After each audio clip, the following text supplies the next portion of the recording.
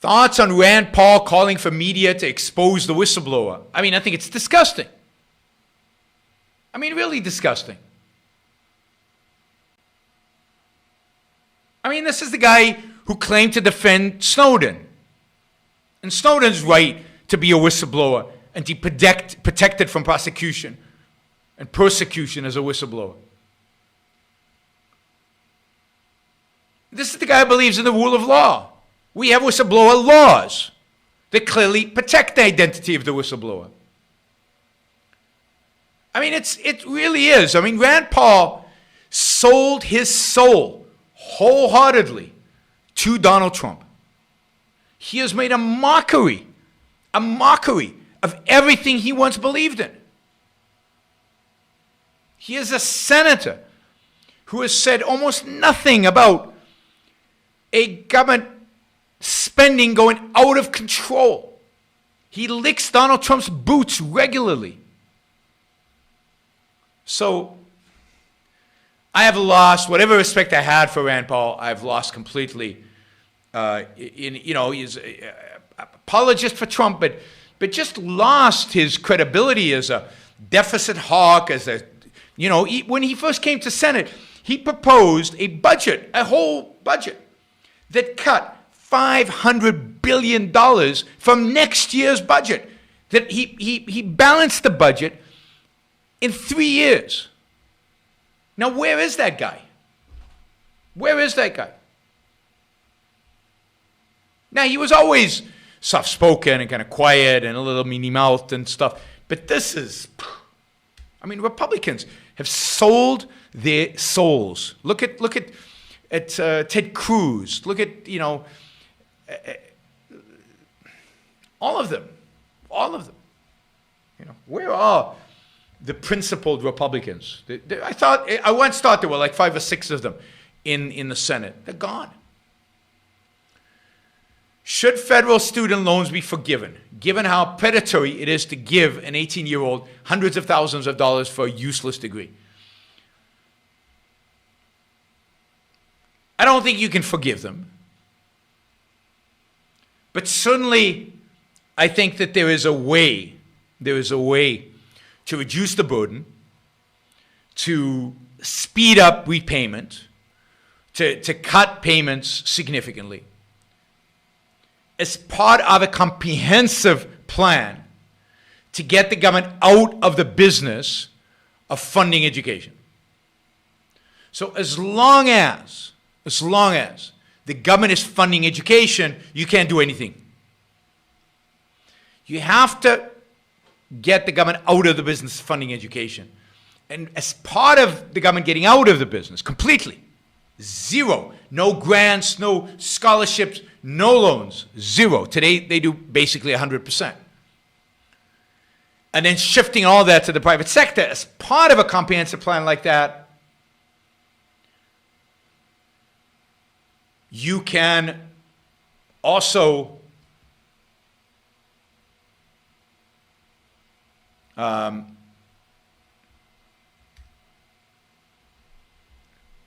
part of a plan like that, you can also reduce the debt burden that people have. Okay, there's a question on the whistleblower. Fair enough about Rand Paul. But one's entitled to face one's accuser. No. I mean, this is not a court of law. And there are clear laws about whistleblowers, right? There's clear legal precedent. This isn't, you might not like the laws. You might say the laws are wrong. But you can't tell people, go ahead and violate the laws. We don't care about the laws today. So if the whistleblower was on Obama, let's just run the exercise. If there was a whistleblower claiming Obama did X, Y, Z, and then there were hearings, and Republicans were running hearings, and Democrats came out and said, oh no, we need to reveal the name of the whistleblower. I mean, Republicans would flip out. Rand Paul. Everybody would flip out. There's zero entitlement to face one's accuser in the kind of proceeding that is happening right now. You can interrogate the accuser, or if the accuser won't face cross-examination, then you discount their testimony. In a sense, you ignore their testimony. You can't ignore their testimony. The fact is that nothing that Trump is being accused of right now depends on the whistleblower. because the whistleblower only had second-hand information about the phone call and about all the stuff going on with Ukraine. Now there's testimony that's directly from people who were on the call and who were instructed to do X, Y, and Z. So you've got direct evidence. So you don't even need the whistleblower. This is all a distraction. But no, I mean, imagine if there was a whistleblower who was a union member and he wanted to reveal information about how the union was actually run by the mafia.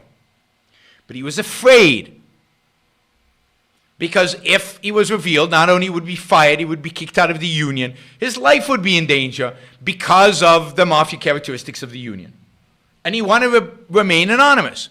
Would a grand jury take his testimony anonymously? Sure they would. They would take into account that it's anonymous. They would discount it to some extent. And then you go and you find other evidence. But you don't, I mean, would Rand Paul have asked that Snowden reveal his name if he could have stayed anonymous?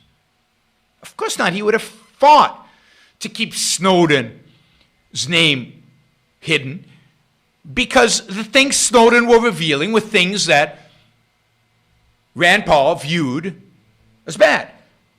The only reason they want this, the whistleblower's name is because the things he's revealing they consider bad. So there's no rule of law. It's all a question of whether it's good for me or bad for me. That's pure pragmatism. That's Donald Trump's way of governing. That's the destruction of the American system. And you're seeing it throughout government now. In Congress, in the White House, in agencies, in the State Department, throughout this. Whatever works, whatever gets me what I need tomorrow, whatever keeps the left out of the White House, you see that all over the place.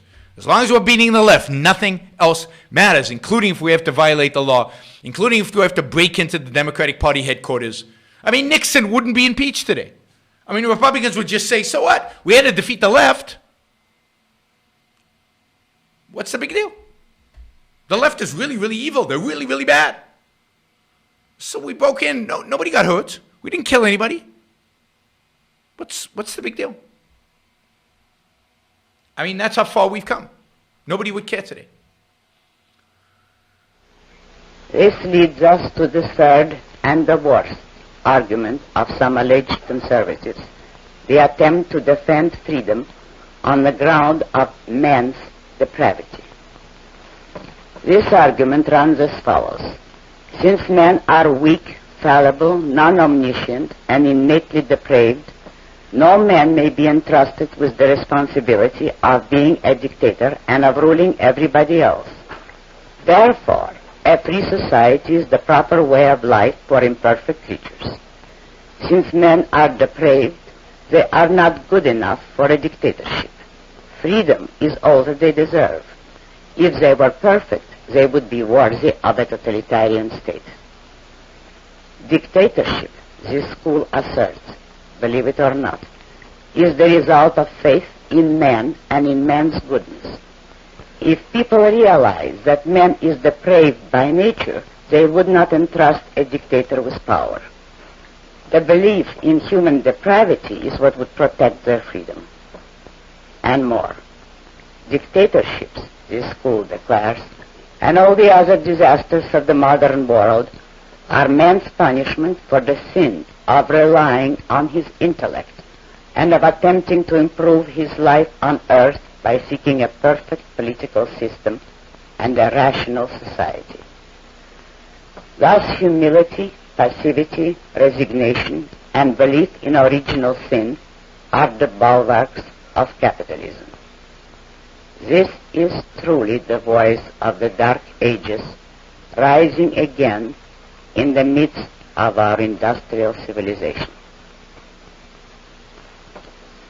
The liberals are trying to put statism over by stealth without letting the country realize what road they are taking to what ultimate goal. And while such a policy is reprehensible, there is something much more reprehensible. The policy of the so-called conservatives who believe in compromise and who are trying to defend freedom by stealth. If the liberals are afraid to identify their program by its proper name, if they advocate every specific step, measure, policy, and principle of statism, but squirm and twist themselves into semantic pretzels with such euphemisms as the welfare state, the New Deal, the New Frontier, they still preserve a semblance of logic, if not of morality. It is the logic of a con man who cannot afford to let his victims discover his purpose.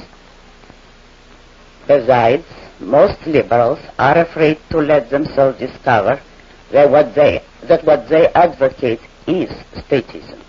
They do not want to know or to admit that they are the champions of dictatorship and slavery.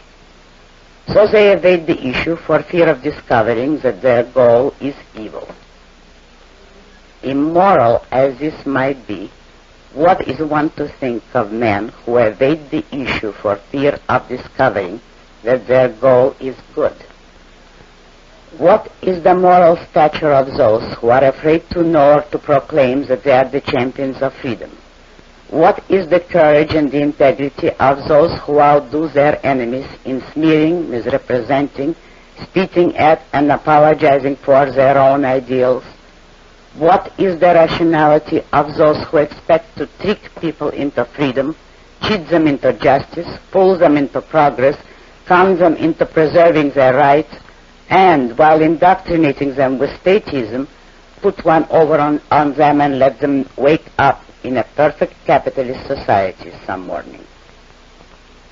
Such, unfortunately, are a great many of today's conservatives.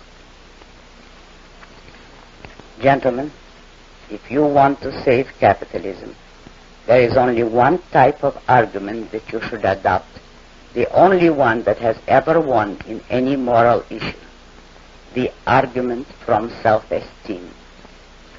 Check your premises, convince yourself of the rightness of your cause, then fight for capitalism with full moral certainty. Using the super chat, and I noticed yesterday when I appealed for support for the show, many of you stepped forward and actually supported the show for the first time. So I'll do it again. Maybe we'll get some more today. If you like what you're hearing, if you appreciate what I'm doing, then I appreciate your support. Those of you who don't yet support the show, please take this opportunity. Go to yaronbrookshow.com/support or go to subscribestar.com, Yaron Brook Show, and make a kind of a monthly contribution to keep this going. I'm not sure when the next